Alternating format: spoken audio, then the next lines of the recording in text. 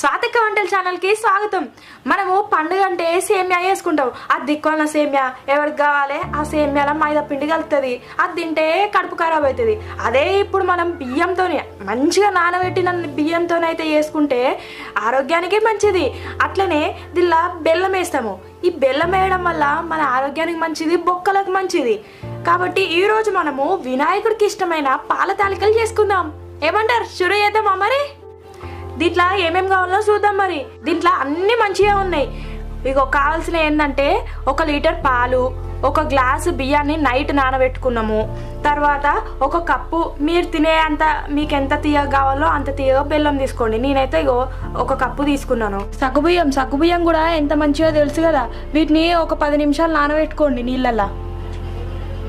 తర్వాత కొంచెం నెయ్యి, తర్వాత ఇంకేంటంటే బాదం పప్పు, జీడిపప్పు, కిస్మిస్లు, ఇలాచీలు ఇవన్నీ వేస్తే ఆరోగ్యానికి మంచిది. ఇంకొకటి ఏంటంటే ఫ్లేవర్స్ మంచి తింటుంటే ఆ పడ్డు కింద వస్తుంటే మస్తుంటుంది. నిన్న రాత్రి నానబెట్టుకున్న బియ్యాన్ని ఒక అర్ధగంట సేపు ఇట్లా ఉల్లారేసినాను. ఇప్పుడు చూడండి మంచిగా గల్లర్ లెక్క అయినాయి. ఇప్పుడు దీన్ని మనం మిక్సీకి పట్టుకుందాం.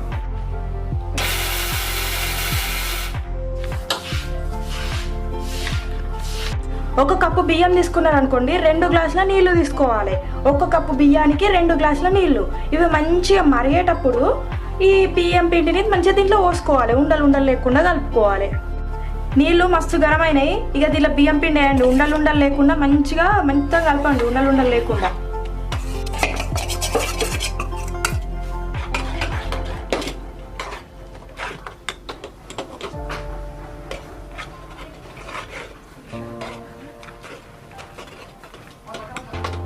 దీంట్లో కొంచెం నెయ్యి కూడా యాడ్ చేసుకోండి, మంచిగా ఉంటాయి. దేవుడికి అని పెడతాం కానీ ఇక దేవుడు తింటాడా? దేవుడి పేరు చెప్పుకొని మనమే తినడు. ఏమేమి కావాలో అన్నీ దేవుడికి ఇష్టం అని చెప్పేసి మనకి తినబుద్ధి ఏంటి అన్నీ వేసుకొని దేవుడికి అని చెప్పి మనమే తినడు.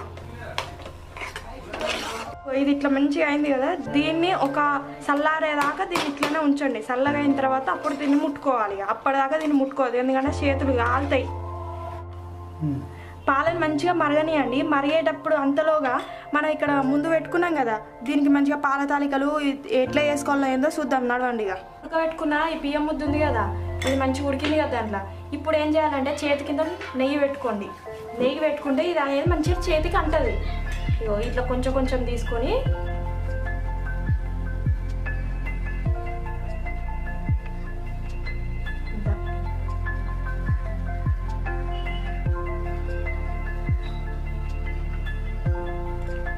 వీటిని ఇట్లనే కాదు, రౌండ్గా రసగుల్ల లెక్క కూడా వేసుకోవచ్చు. ఇవి అంటారా, ఇవి మంచిగా దీపాంతరాల వత్తులు ఎట్లుంటాయి ఆ వత్తులు లెక్క వేసుకోవాలి. ఇట్లా కొన్ని అట్లా కొన్ని వేసి పెడతాను. ఇంకొకటి ఏంటో మంచిగా మురుకుల పావు ఉంటుంది కదా, ఆ మురుకుల పావులలో కూడా ఈ పిండిని పెట్టి ఒత్తుకోవచ్చు. అట్లా వేసుకున్నా కానీ మంచిగానే ఉంటుంది. అప్పట్లోనైతే మా అమ్మ వీటిని దీంతోనే కాదు, ఈ పిండితోనే కాదు, మంచిగా గోధుమ పిండితో కూడా వేసుకోవచ్చు. గోధుమ పిండితో చేసుకున్నా కానీ మంచిగా ఉంటుంది. ఈ సిటీ లైఫ్కి వచ్చిన తర్వాత ఇవన్నీ అసలు ఏందో ఏమో చేసుకుంటూ తక్కువైపోయింది, ఇంట్లో ఉండు తక్కువైపోయింది. ఇంకా మా వాళ్ళు అయితే ఇంకా బయట ఫుడ్లో తినడం ఎక్కువైపోయింది. మంచిగా నోట్లో వేసుకొని గురుక్కు మింగాలనిపిస్తుంది. ఇట్లా లడ్డూలు వేసుకుంటే ఏంటంటే జల్దీగా అయిపోతుంది పని. అదే ఇగో ఇట్లా వేసుకున్నాను అనుకోండి, ఇవి కొంచెం చేసేసరికి లేట్ అవుతుంది కదా. ఇగో ఇట్లా మంచిగా తాలుస్తాం కదా, దీన్ని తాలికలు అని అంటారు. ఇంకా కొంచెం మనం నెయ్యి వేసుకున్నాం కదా, అందు గురించి అని ఇవి మంచిగా ఇరిగిపోకుండా ఉంటుంది. ఇక నెయ్యి కానీ ఇకపోతే నెయ్యే వేసుకోవాలని లేదు, నెయ్యి ఉంటే నెయ్యి వేసుకోవాలి, మనకు ఉన్న దాంట్లో వేసుకోవాలి. లేకపోతే నూనె వేసుకోవాలి. ఇంత ఒక సుక్క నూనె ఎత్తే అయిపోతుంది. ఈ బాదం పప్పులు, జీడిపప్పులు కూడా అవి వేసుకోవాలని కరెక్ట్గా ఏం లేదు. ఇంట్లో ఉంటే వేసుకోవాలి, ఇంట్లో లేకపోతే ఏం చేస్తాం, ఏం వేసుకోకుండా సరిపోతుంది. మా అమ్మ బాగా ఇగో ఇన్ని గణం చేసి తెల్లారి కూడా గివే తినటం పొద్దుగాల. ఇగో ఇవి రెడీ ఉన్నాయి కదా, వీటన్నిటితో ఇక ఇప్పుడు పొయ్యి మీద పాలు కూడా మసులుతూ ఉంటాయి. ఇక పాలు బాగా మసులుతున్నాయి కదా, దాంట్లో ఇగో ఇప్పుడు మనం నానబెట్టుకున్నాం కదా, నానబెట్టుకున్న ఈ సాబ్దాన్ బియ్యం ఉన్నాయి కదా, అవి దాంట్లో వేయండి. ఇవి మంచిగా ఉడకాలి. అంతలోగా మనము ఈ బెల్లం ఉంది కదా, బెల్లంని మనం మంచిగా తురుముకొని దీన్ని కరగదీయాలి. ఇట్లనే వేస్తే బెల్లం మంచిగా దాంట్లో గడ్డలు కడుతుంది, అంత మంచిగా ఉండదు. కాబట్టి దీన్ని మనం ఏం చేద్దామంటే కొంచెం కరగదీద్దాము. మంచిగా దీన్ని కరగదీసి వడపోసుకున్నారనుకోండి, ఏదైనా చెత్త ఉన్నా కానీ మన వడపోసే దాంట్లో వెళ్ళిపోతుంది. స్టీల్ గిన్నెలలో పెడితే జల్దీ మాడిపోతుంది కదా, అందుకే ఇగో జల్దీ కలుపుతాను మాడకుండా ఉండాలని. గడ్డలు ఏం లేదు, ఇగో అయిపోయింది. దీన్ని మనము ఒక దాంట్లో పోసుకొని ఇప్పుడు వడపోసుకోవాలి. వడపోసుకునేది స్టీల్ లెక్క ఉండేటట్టు చూసుకోండి. పాల తాలికలు చేసిన చాలా మందికి ఇరిగిపోతుంది కదా, ఇరిగిపోకుండా ఒక చిట్కా, దీన్ని మనం కాసేపు ఫ్రిడ్జ్లో పెట్టి చల్లగా వేసుకుందాం. మనం చేసుకున్నాం కదా ఈ తాలికలు, ఈ ఉండలు చేసుకున్నాం కదా, వాటన్నిటిని మంచిగా దీంట్లో వేయండి. ఎంత మంచిగా పోతున్నాయి చూడండి, ఎక్కడ ఇరిగిపోకుండా ఉన్నది. బియ్యం పిండి వేసేటప్పుడు మనం నీళ్ళల్లో నెయ్యి వేసుకున్నాం కదా, అందు గురించి అనిగో అస్సలు ఇరిగిపోతలేదు. చూడు ఎంత మంచిగా ఉంది. ఒక 5 నిమిషాలు మంచిగా దీన్ని ఉడకనిద్దాం. ఉడుకుతుంది కదా, అప్పుడు ఏం చేయాలంటే ఈ ఇలాచీ ఉంది కదా, మనం ఈ ఇలాచీని కూడా ఇప్పుడే వేసుకుంటే వీటి ఫ్లేవర్ అంతా ఆ పాలకి అట్లనే ఆ ఉండ్రాళ్ళకి వాటన్నిటికి మంచిగా పడుతుంది. కాబట్టి ఇప్పుడే మనం వేసుకోవాలి దీన్ని కూడా. బియ్యం పిండి మొత్తం చేసుకోకుండా ఉండ్రాళ్ళు కొంచెం పక్కన పెట్టుకొని దీంట్లో కొంచెం నీళ్లు కలపండి. నీళ్ళైనా పాలైనా ఏదైనా ఒకటి కలిపి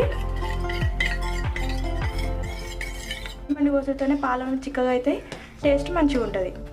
కొంచెం పాలు తీసుకున్నాం కదా, దాంట్లో కొంచెం బెల్లం వేయండి. బెల్లం వేసి కలపండి. ఇగో ఏం పగలలేదు, మంచిగా ఉంది.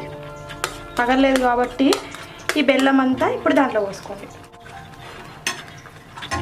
ఆహా ఎంత మంచి వాసన వస్తుంది.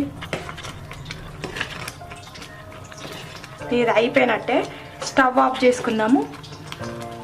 సూపర్ ఉంది. ఇగో ఆహా కమ్మగా స్మెల్ వస్తుంది. చూస్తారా, చూడండి ఎంత మంచిగా ఉందో.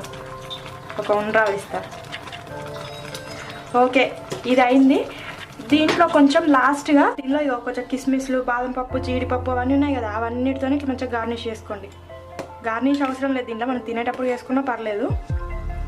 ఓకే ఇప్పుడు రెడీ అయింది. దీన్ని ఒక గిన్నెలో పెట్టి మీకు ఇప్పుడు చూపెడతాను ఎంత బాగుందో.